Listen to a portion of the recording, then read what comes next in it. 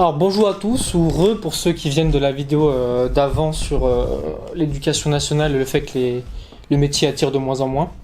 Et là je voulais parler justement d'un livre que j'ai lu il y a 2-3 ans à peu près, de Matthew Crawford, Philosophie du travail manuel, comme quoi pour critiquer un petit peu l'esprit français, de décrédibiliser un petit peu les métiers manuels, et de induire les enfants à l'idée que c'est un métier, c'est des sous-métiers. En fait, c'est des métiers qui sont réalisés quand on n'est pas bon à l'école. En gros, si tu as 17 de moyenne, pourquoi tu irais faire des métiers manuels, gros?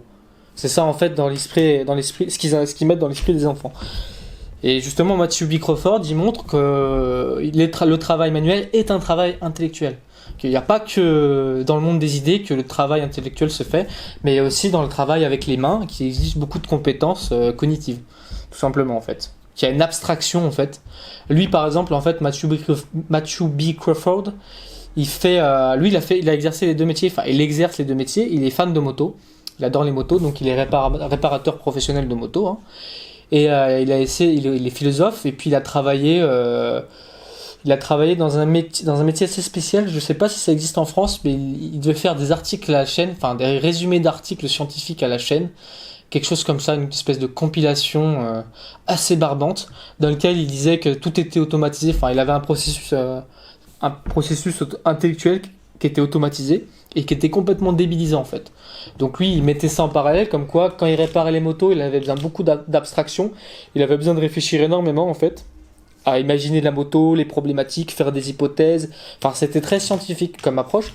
Et contrairement à son métier, justement, d'espèce de synthétiseur d'articles scientifiques, qui était complètement débile, quoi. Il n'avait pas besoin de réfléchir, tout était automatisé, il en faisait plusieurs par jour.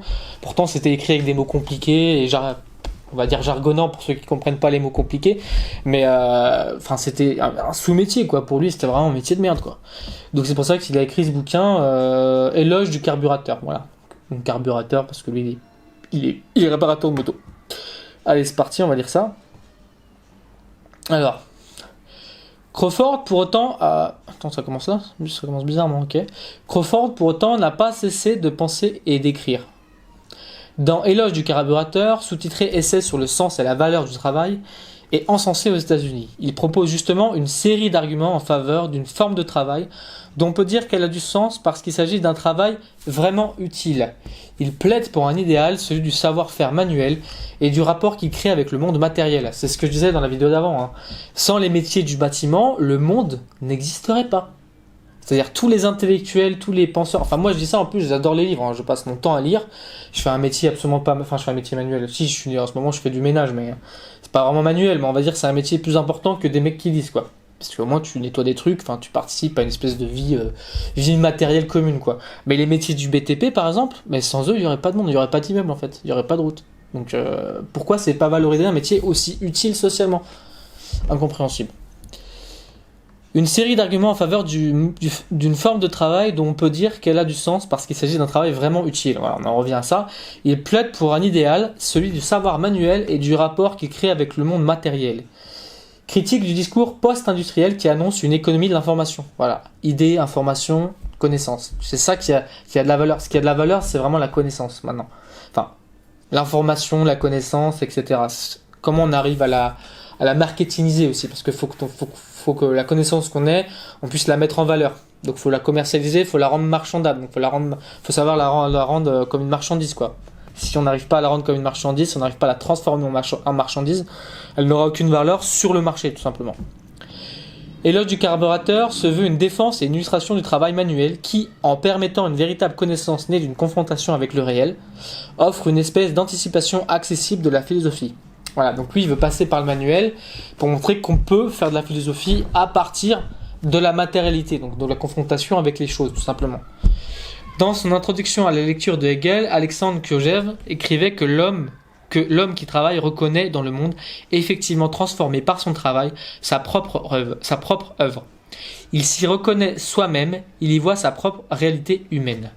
Il y découvre et y révèle aux autres la réalité objective de son humanité, de l'idée d'abord abstraite et purement subjective qu'il se fait lui-même. Qu'il se fait de lui-même.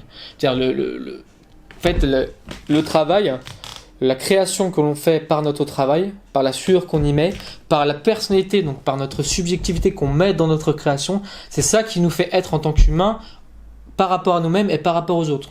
Tu vois, il y voit sa propre réalité humaine et il découvre et révèle aux autres la réalité objective de son humanité. Voilà, donc c'est les deux en même temps. Pour le conservateur individualiste à l'ancienne qui est Crawford, là c'est un conservateur, je savais pas.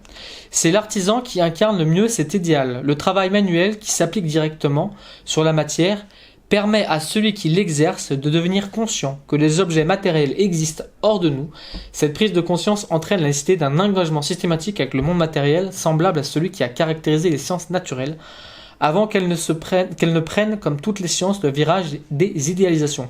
Ça c'est intéressant parce que ce qu'il dit, ça c'est vraiment très niveau de l'épistémologie, c'est-à-dire niveau de l'épistémologie, pardon, c'est de la science de la connaissance, comment on connaît les choses. Et ce qu'il dit, c'est que les choses existent en dehors de nous. Donc ce n'est pas que des représentations. Donc le monde est objectifiable. Le rapport à l'objet, en fait, le rapport au concret, rend le monde concret, indépendamment du fait qu'on pense quelque chose par rapport à lui. C'est-à-dire le monde existe en dehors de notre perception. C'est ça qu'il veut dire. Donc là, il critique ensuite le fait que, en fait, plus on s'éloigne du monde matériel, plus on a de chance de rentrer dans le monde des idées complètement abstraites et déconnectées, en fait, du monde matériel.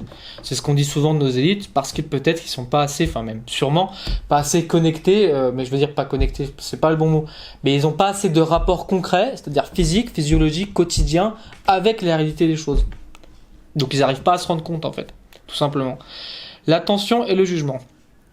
Cet engagement ne va pas sans leçon morale. Il commande en effet une capacité d'attention aux choses et une capacité de jugement.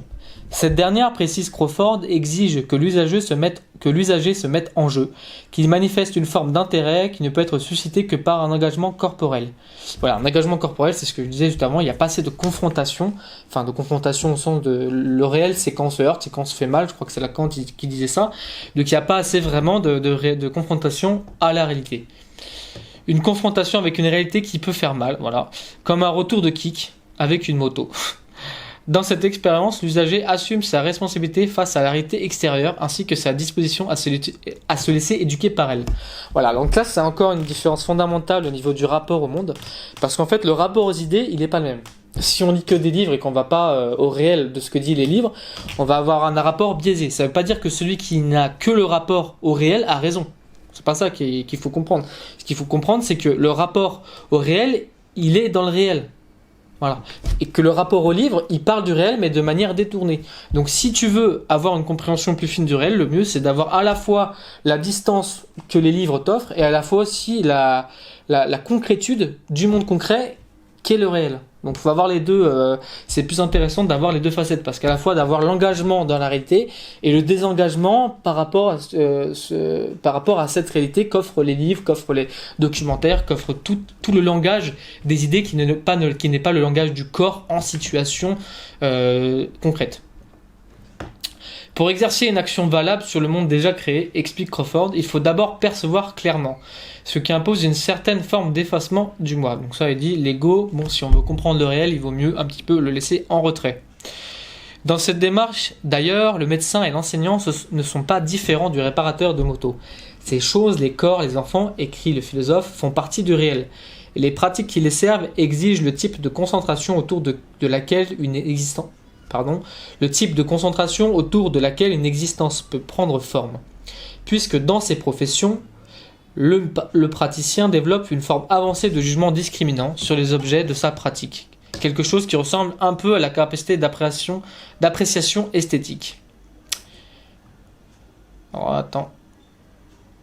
Donc il dit quand même qu'il faut avoir une attention assez importante, hein, ce qui est évident. Enfin, je veux dire, quand on fait des métiers manuels, on voit bien que si on n'est pas attentif à ce qu'on fait, on va faire de la merde, quoi. La dégradation du travail. C'est à la séparation entre le faire et le penser qu'on doit, selon Crawford, la dégradation actuelle du travail. Exactement.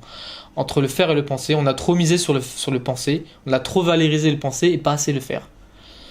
Ça remonte à loin. Il faudrait faire toute une historique de le faire et le penser. Ça remonte à Platon aussi, au grec. Ça remonte même aux Romains aussi. Le taylorisme qui nous a légué la chaîne de montage prive le col bleu. Donc le col bleu, c'est le travailleur, de toutes les vertus qui précèdent. C'est-à-dire il n'a plus d'avis sur son travail. Lui, il est que dans le faire, Et il est pas dans le penser. Le penser et le faire ont été séparés par le taylorisme. Il y en a un qui était chargé de penser ce que l'autre devait faire. Et celui qui devait faire avait la charge de ne pas penser mais de faire ce que l'autre lui disait de faire.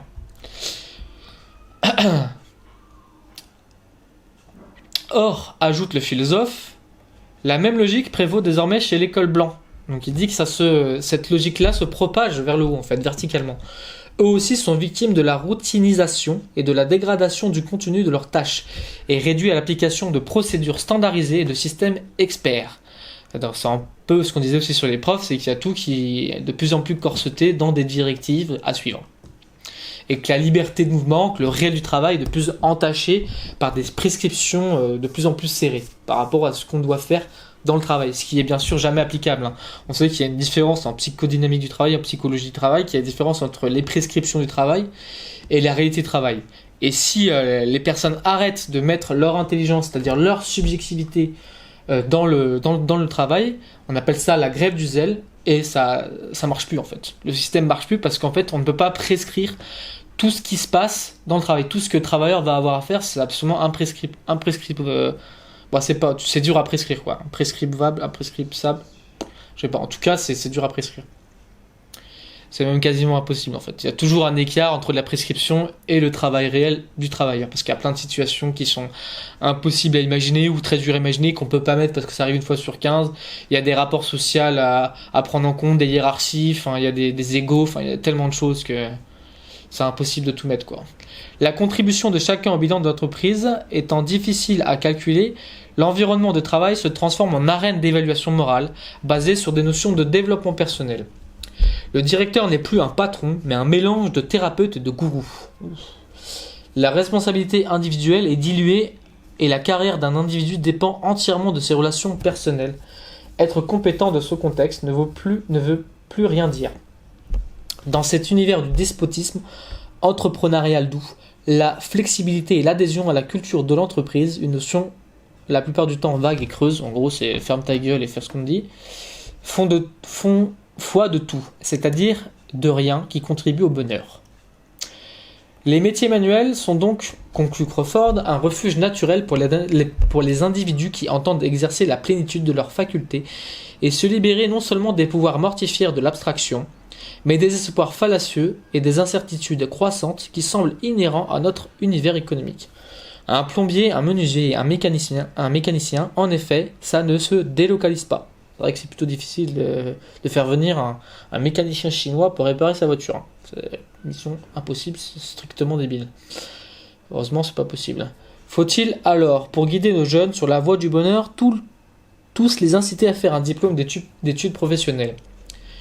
Ce serait mal comprendre le message de Crawford, qui insiste au fond sur la nécessité de respecter les dispositions individuelles. Exactement, et pas par rapport aux notes. C'est pas parce que tu es à 17 en maths que tu dois pas aller en mécanique. Tu peux aller en mécanique ou en ébénisterie avec 17 en maths. T'es pas obligé de faire des maths, même si tu as 17 de moyenne. Va là où tu te sens le mieux, là où tu te sens fait pour. C'est une espèce de moralité, genre si tu vas pas parce que tu as 17 de moyenne et 17 en maths, si tu vas pas dans des études de mathématiques, les autres, ils vont dire non, c'est presque, ils vont te faire culpabiliser parce que tu y vas pas. Non, il faut que tu y ailles parce que tu as 17. Vu que c'est tellement privilégié, tu es tellement privilégié d'avoir la capacité d'avoir 17 en maths, tu es obligé d'y aller en fait. Non. Si tu as 17 en maths et que tu aimes l'ébénisterie, va en ébénisterie. Point. Ce qu'il faut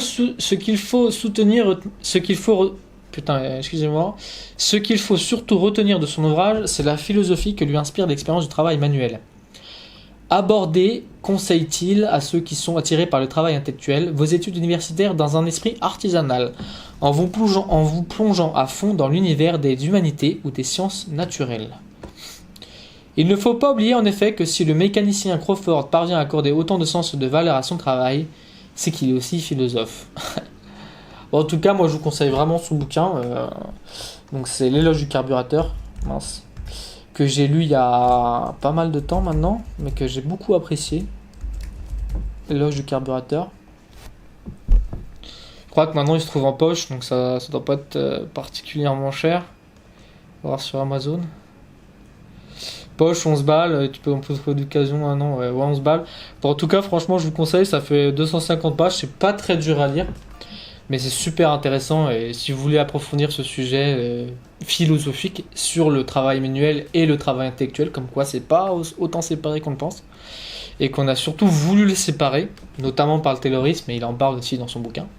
Enfin voilà, c'est un petit article sur ça. Je pense que là, je vais faire un autre article sur...